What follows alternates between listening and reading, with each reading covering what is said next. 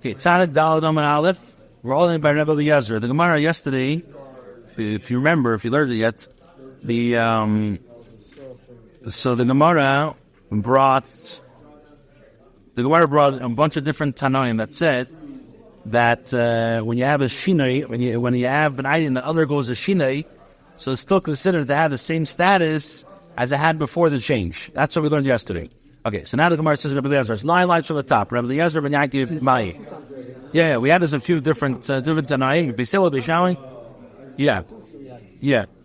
So now the Gemara wants to know Rabbi Eliezer ben Yaakov Mai. What is the mucker that it tells us that Rabbi Eliezer ben Yaakov holds that an item that undergoes a change is still considered to have the same status that it had before the change? So he says like this: the Tani we learned in a brayso, Rabbi Eliezer ben Yaakov Aimer, Rabbi Eliezer ben Yaakov says, in the case of a person who robbed another of a saw of wheat, Techana, then he grounded it, lasha, he kneaded it, va'afa, and then he baked it, and then he separated challah from it. He separated the portion of the dough that one is required to separate, and then give it to the game.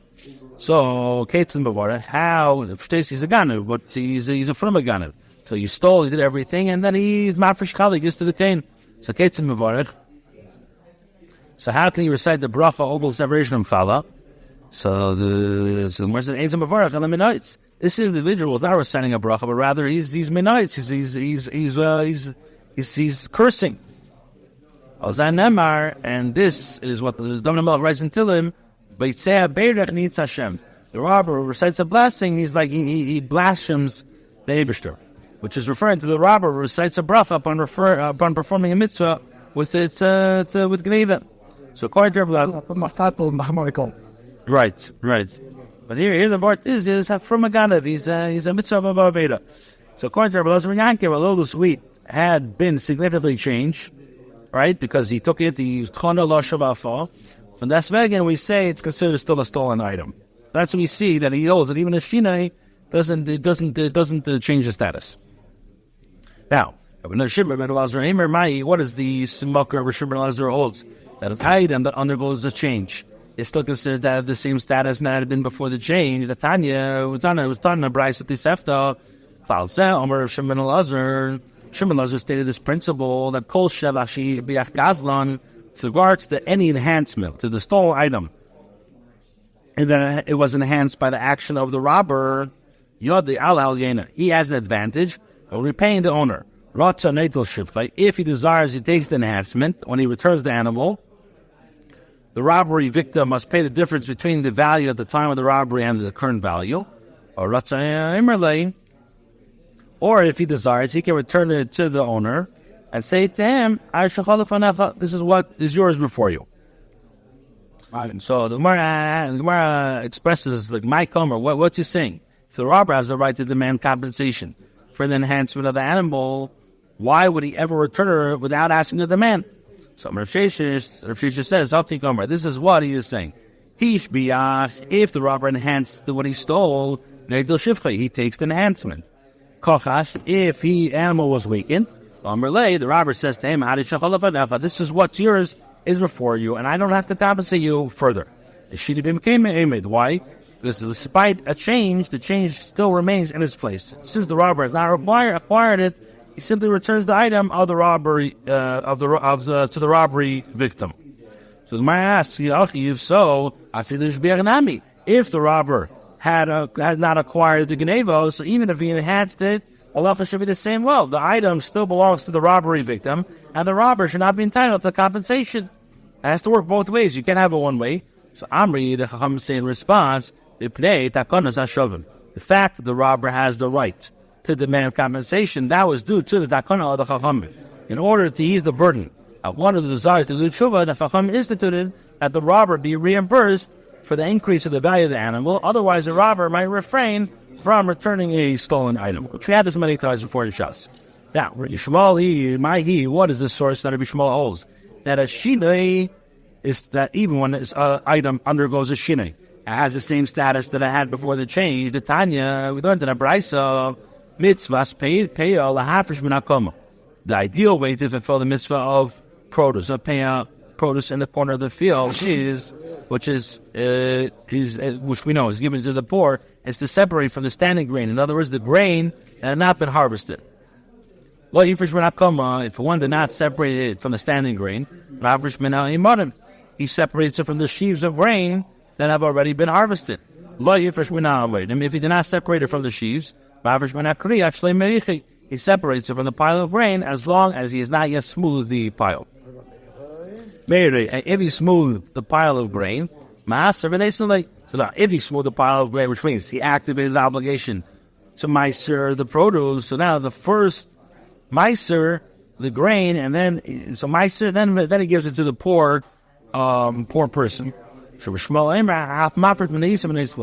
Shmuel says if he did not separate payah during these ways, and he made dough from the grain, he separates payah even from the dough and gives it to the poor, which is mashal that even if the grain was changed, one is not putter from the obligation of payah.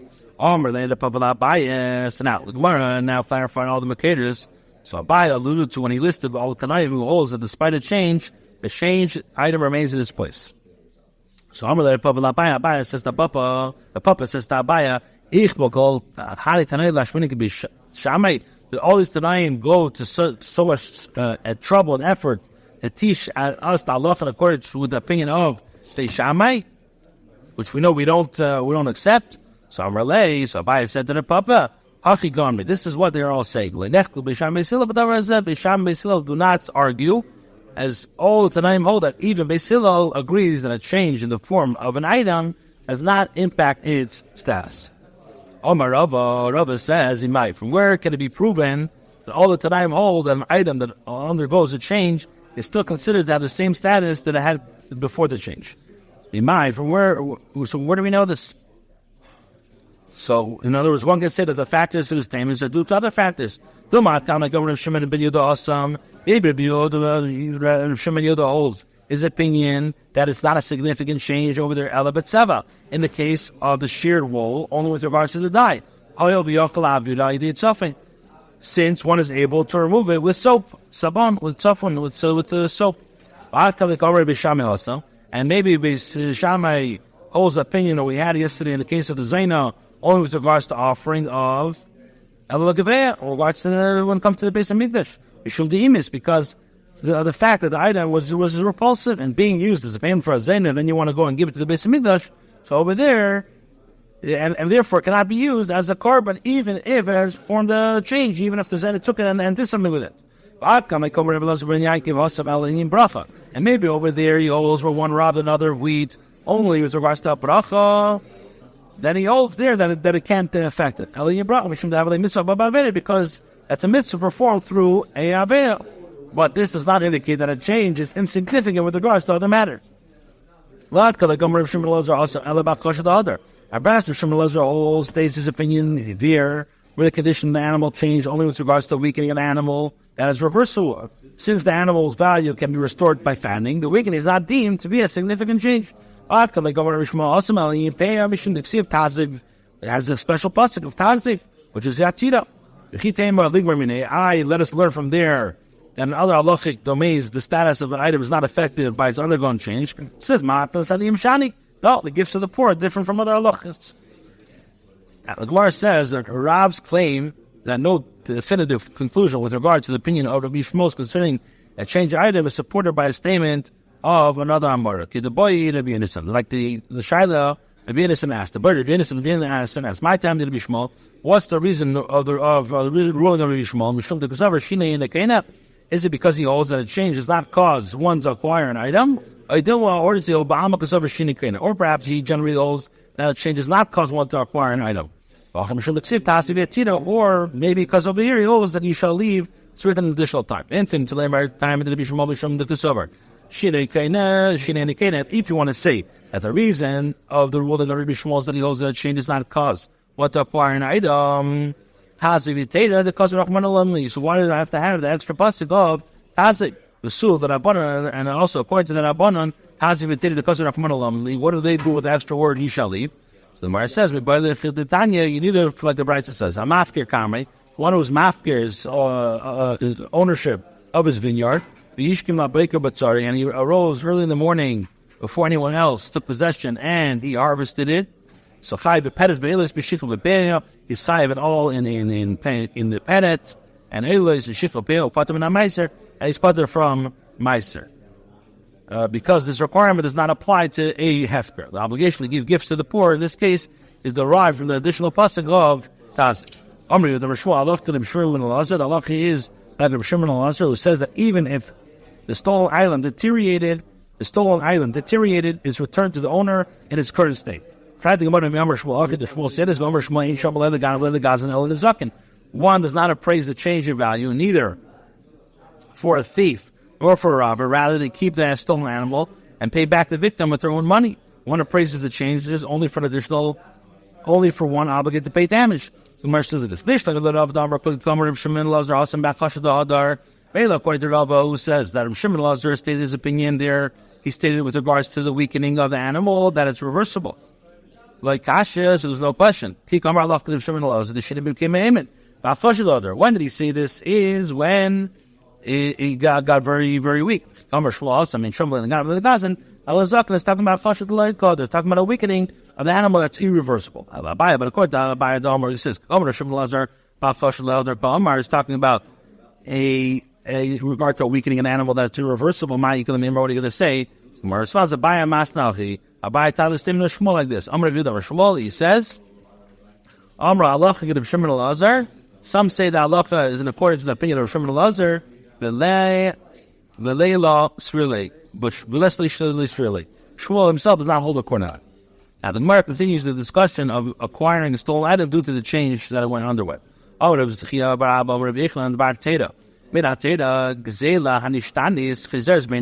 He says, by Torah law, a stolen item that has changed is returned as is. Yeah, if you have a stolen item that has changed, is returned as is. Chezeres may know. Chezeres says, but Zela sure goes on. You shall restore that which you took by robbery. We call mukin, which is mashma in any case, even if it has been changed. And if you're going to say Mishnah Sin, and our Mishnah stated that if the stolen item is changed, the robber gives money compensation rather than returning it. So he says, Mishum Dagonas Hashavim. This was instituted by the Chachamim due to so for Dagonas Hashavim. We want people to, if somebody's going to take a beam and then we use it in his building, he's not going to admit that he stole, and then he's going to be reluctant to return it. So we said, you know what? Don't return the item, return the value of the item. Brad, the Gemara, me Rabbi Yechon actually say this. Rabbi Yechon says halacha kistam mishnah. The halacha is according to the stam mishnah. We learned in the mishnah with regard to the first of the wall. So owner of the sheep did not manage to give the sheared wool to the kohen before he dyed it. He's put there from giving it to the kohen, which is mashma that dyeing of the wool is a significant change. Or the one of the chachamim. This is Rabbi Yaakov. It was explained to me directly by Rabbi Yechanan, and he's referring to the case where he robbed another of sanded wood and fashioned it into kelim. And which is a change in which the item can revert to its original state. So the robber does not acquire an item, but rather due to the Takanas HaShavim that he acquired. Now, having mentioned the Takana of the Chachamim, Takanas HaShavim, the Gemara now discusses another detail of the Takana. With regards to robbers, or let's say people who are malva beribis, that return either the stolen item or the interest to the one whom they took, one should not accept it from them. And person who accepts it from them, are displeased with him, since by doing so, he discourages those who wish to do tshuva. And we don't accept it back. If somebody stole our Gazlanin, and now the guy wants to give it back, we don't do it. And after Mr. Tshuva. Rabbi Yechon says, he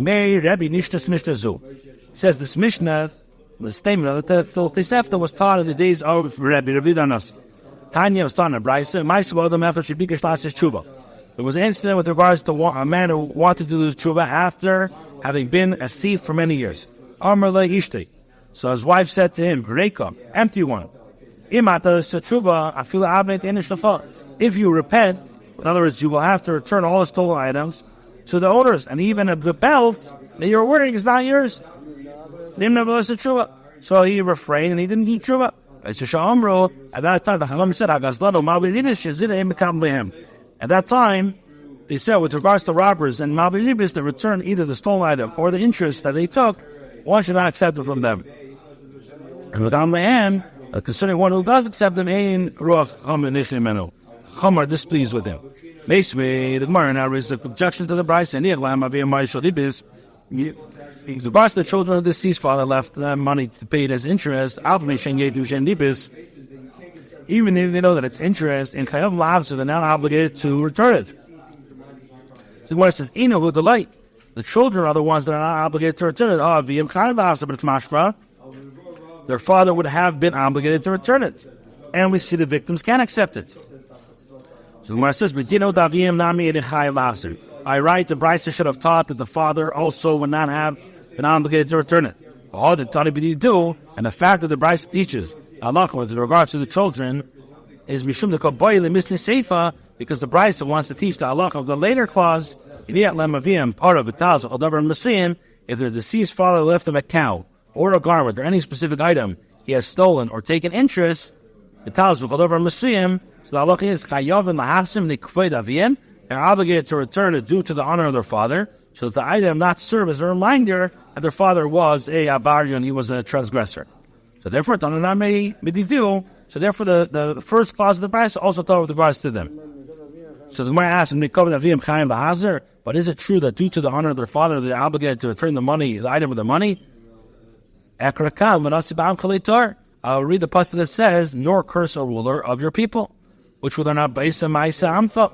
Which the Chacham learned from here, the Isser against cursing a ruler is effect only with regards to a ruler that acts as a member of your people, according to the Torah law.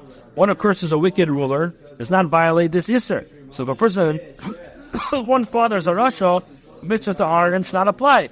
Why would his children have to return the items that he stole due to his father? We're talking about B'shasa Tshuva, he did Tshuva. Achanami B'shasa Tshuva. Fred the Gemara, he also Tshuva, if he did Tshuva, my boy gabi. What was the stolen item or interest doing with him? So by the Laturi, he should have returned it while he was still alive. So my answer is, he did not manage to return it before he died. So the children must return the item in order to uphold their father's covenant. Come here the statement of another Bryce, robbers and Malbiribis, although they collected the stolen item of interest, they return it. Now, the Gemara now first clarifies the meaning of the Bryce. Gazlanin, in the case of robbers, Mashagavu Iko, what collection is there? Why did the Bryce use the term collected? If they rob, they rob, and did not collect anything. And if they did not rob, they did not rob. It cannot be called robbers at all. Rather, don't say Gazlanin, but say Hagazlanin. So rush to the robbers. My new Malbiribis. There are people who are Malbiribis, and even though they collected interest, Mazir, they have to return. And this is a stina to the ruling that they safta that if robbers or Malbiribis return, or they take it, we don't accept it. So Amri, the Gemara explains, they say that Machzirin, they return, but one does not accept it from them. So why do they return it if it will not be accepted? My answer is, in order to fulfill the obligation of heaven, in order to fully do tshuva, they must at least offer to return the interest that they took unlawfully. Toshma. Now, the Gemara raises a contradiction from another matter. It says, with regards to shed purpose. Well, we had this many times. So allow their animals to graze in other people's fields. We're stealing from their owners. And tax collectors who are hired to collect taxes on behalf of the government and collect excessive sums. Mason or tax collectors who purchase the right to collect taxes themselves and collect it shalekidin, chuvas and kasha. Their tshuva is difficult since they steal from the public. It is difficult for them to find other victims in order to pay their restitution. And they must return what they have stolen to whoever they recognize as victims for the theft. Which is mashma that the thieves do return what they have stolen. So Amr, the answer, so why is the repentance difficulty? A difficult age. Another question, look at the Seifa. And if, as for the money belonging to those that they do not recognize as their victims, they should use the money for community needs. Rav Chisda says this means baitis, providing pits, pits and shichin and ditches and maras and caves, which benefit the general public. With this mashma that the ganav actually does pay what he has stolen.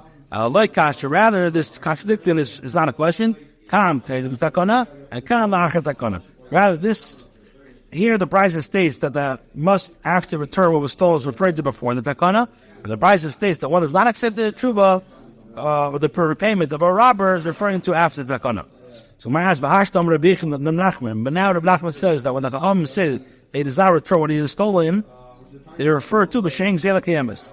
Refers to only in the case where the stolen item does not exist in its initial form. So you can even say that both are referred to after the takana. But like kasha, that's not a question. Kan b'zela kayemes. The Brisa which says that one must accept the stolen item is referring to the case where the stolen item exists. Kam b'sheng kayemes. There, the Brisa that rules that does not accept that even after the robber seeks to fulfill his obligation is when the stolen item does not exist. So the Gemara asks, but we know the incident where the robber's wife told him he would have to return even his belt, which, so what was the case where the stolen item still exists, in which case the robber would be obligated to return even after the takana. And Gemara says, the me'avid, it refers even by the belt, the value of the belt, but the actual belt was no longer in his possession. Okay, let's do one more because it's a new topic. And is it so that the Chachamim did not institute a takana anywhere where the stolen item still exists? But in the case of a beam, which we had a few times, which we know the stolen item still exists, which now we learned in the Mishnah in Gittin, with regards to a stolen beam, the robber built into a building. The Chachamim instituted that a robbery victim takes its monetary value, not the actual beam, because of the takana. In other words, so the guy not be required to destroy his house. It's mashma that the takana is in effect even when the stolen item exists. It's a big difference. The Kim and the Hikab say that the bida, since there's going to be a loss in the entire building, shavid abana ki delesa, a treat the beam as though it were not in existence.